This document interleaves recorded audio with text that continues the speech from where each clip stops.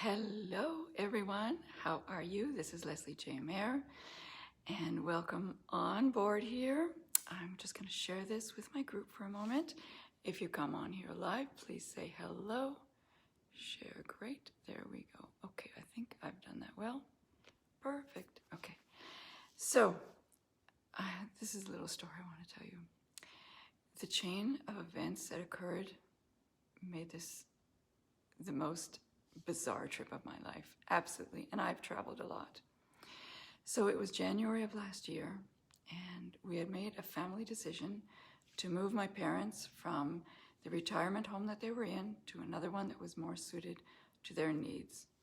And I remember scheduling a flight through Europe, so I would have a few more hours to visit with my father in the hospital. It was just the way the flight was going to arrive earlier. And it was a more expensive flight, got that done. So first of all, the first segment of my flight was delayed. And, I was traveling from Israel to Canada, and the first part was delayed. So when I arrived in Europe, I made a mad dash. As soon as I got to the airport terminal, I made a mad dash to get to my gate on time. And I got there, and the gate had closed. They told me it had closed like 5 minutes ago. So I could see the airplane out the window, and I pleaded with them, like, just let me on, let me on. And they said, no, the snow is piling up, and we're not waiting for anything. So I had to go and reschedule my flight now, and this was going to mean, more hours and whatever. So I got to the counter, and they scheduled me through New York this time. So that means now I've got 2 flights to go to get to Canada. And they also told me that my suitcase did not leave Tel Aviv. There was a huge mess up there, and a lot of suitcases didn't leave. Mine was one of them. So I'm thinking, okay, I've got something ahead of me here. I've got a trip ahead of me here. I arrived at my destination finally, and I filed a claim for my suitcase because it didn't arrive, of course. And this was already late, but I got there, and then I got to my brother's house much later on, and it was too late to go visit my dad in the hospital. So that part just went to pieces. That whole section that I wanted to, get there earlier, that didn't work out. But I was, even though I was exhausted, I was happy that I arrived safely. Okay, that was the most important thing. And now these next couple of days was, going to be spent between getting my dad's spirits up, keeping them up, and because he was in the hospital for a few weeks already, and keeping my mom calm during this time to move them, because it was a big change for them. They were 94 and 95 at the time, very frail, and they were fiercely fighting for their independence, but yet at the same time incapable of making decisions. So we had to all come together for this and work it all out for them, because they just couldn't do any of it. So the next day I went to visit my father and repeated over and over, the plans, what's going to happen. And of course, I was happy to see him and he to see me, even though I'd just been there a couple of months ago. But that was very good. And then I went to visit my mom at their apartment there in their retirement home. Got their bags, overnight suitcase ready, and got everything ready. Got her mentally prepared for this trip and for the whole move, because she was quite anxious very often. And that went well. The next day in the morning, off we went. The movers came, and we took Mom and drove, because flying would be too complicated. It was just out of the question. So we had to drive, and this was going to be a good 5.5 hour drive, because it was to a completely different city, where my other brother was. And so we're driving along. She was fantastic. She was such a trooper the whole way. But like about an hour after we left, my niece sends me a text and says, "Hey Les, guess what?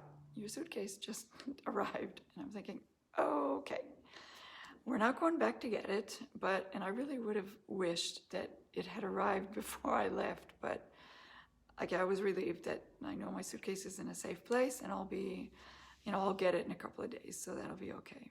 So we got there, and the next day the movers came to unpack everything and moving furniture around. And we had ahead of time done Photoshop sketches and sending back and forth, rearranging their furniture so it'll be just the same as in their old apartment.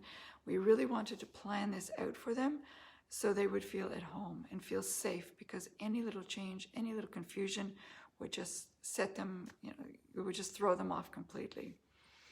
So we were getting everything arranged and unpacking all sorts of things. And what happened was, on the next day, my other niece went back and got my suitcase.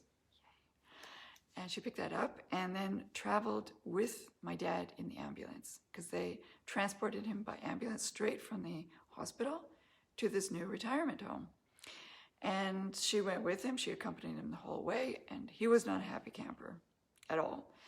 And she must have, she was sending us these updates, and she must have bribed him with some chocolate or something, because she did manage to get a few selfies with him. And it was, it was good because he was smiling during those selfies. So they got to the next destination, and our whole climax of this whole move was, will Dad be okay here? He was not able to go back to the other retirement home because his needs had changed. So he was going straight from the hospital to this new place with much more care. And we were all really hoping that it would be all right. And we had everything, set up in advance. And we had his bedroom already with a hospital bed and the wheelchair, and everything. And we set up, their TV, little armchairs to watch the TV in the same position, and their coffee table with all their belongings, the little things they like to reach for, like the box of Kleenex and the little decorations, everything, so it would be exactly the same, so they would feel like that nothing has changed. And then, my niece said, we're going to be there soon. So we all awaited their arrival, and the whole day we had been unpacking everything and rearranging, and then they came. So this was really an exciting moment for all of us, and I must say that Mom and Dad's reunion was very touching. It was very special in their own way, of course. So later on that afternoon, I sat down. It was quite a bit. It was already late afternoon, but maybe more in the evening. I just sat down to rest a bit, and I noticed something very strange that, was on the carpet, and it was there were still all sorts of little pieces of paper and plastic and stuff like that, and cardboard on the floor, because we were still unpacking everything and hadn't done a major cleanup. And then there was this bright light gleaming from the carpet, and I thought, that's very strange.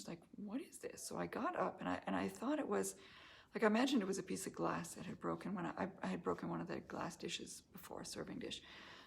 But it was about 2.5 meters away from there, and I'm thinking, that's pretty far for a piece of glass to land.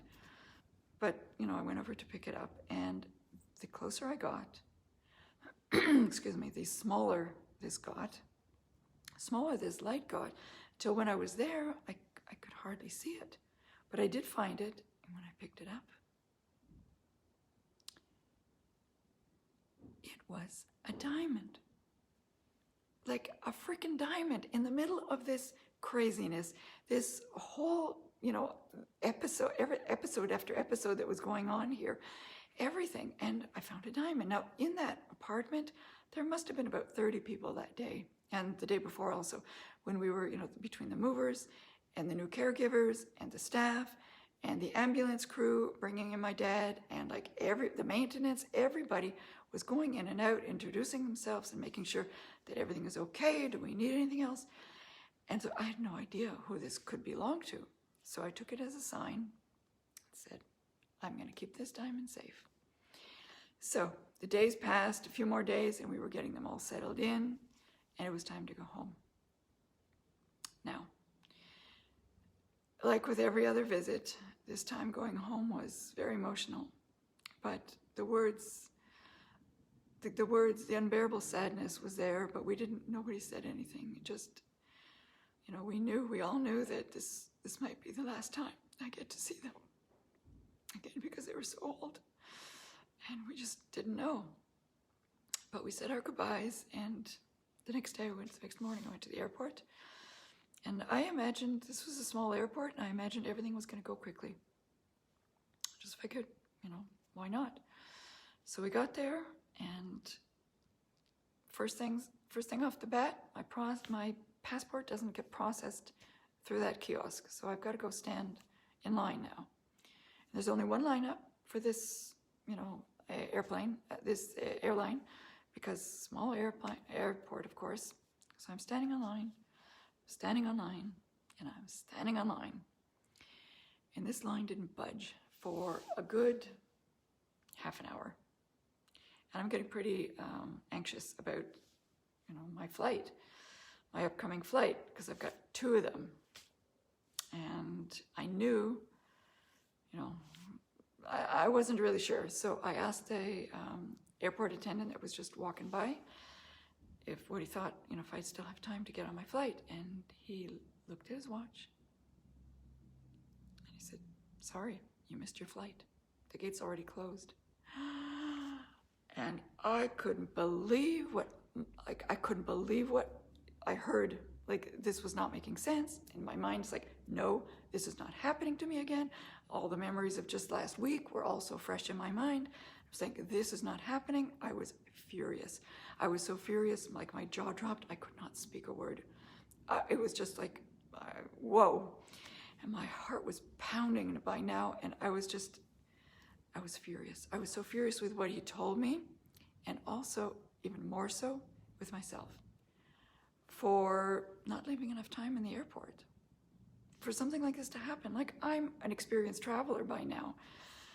And most of all, I just felt so guilty and ashamed of myself for being so irresponsible. And he took me out of line and said, "Go to the ticket agent and reschedule your flight." And I was like, whoa.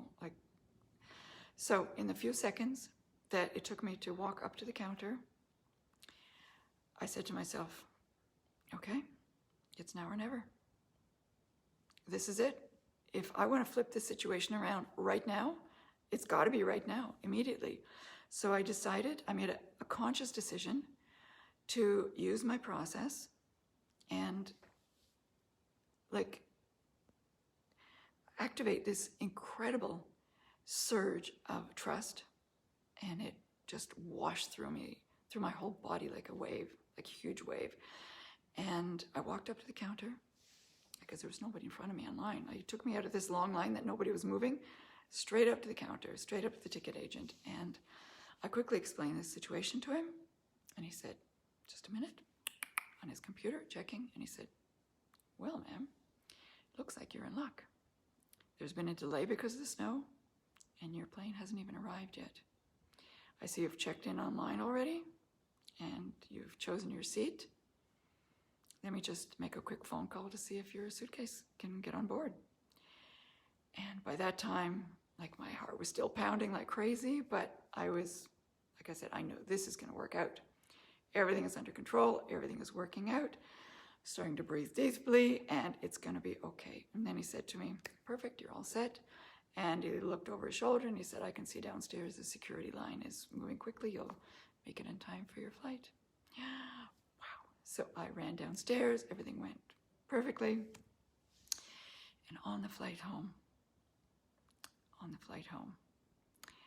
I remember just, feeling this intense, my heart was filled with gratitude and joy. First of all, knowing that my parents are now in a retirement home that is so much more suited to their needs at this point.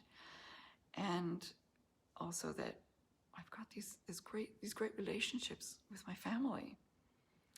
And now I've got this precious new diamond to lock in the memories of this trip forever, which I will never forget, that's for sure. And I just want you to know that, my self-awareness during this time and my ability to, change my outlook and switch into this new mindset very quickly to flip things around, that has taken me quite a few years of personal development. And, you know, if any of this resonates with you, if you feel like you're going through things in life and you feel that, you know, you'd like some extra help with that, you can definitely reach out to me and find out what it's like to work with me one-on-one for coaching. So that's all. I haven't seen any comments here. I'd love to hear if, you know, yeah, maybe they just doesn't show up for me. I don't know. And if you're catching another replay, just let me know. And I'd love to hear if you've had any more other experiences like this. It will be so much fun. So with that, I'll say goodbye till next time and take care.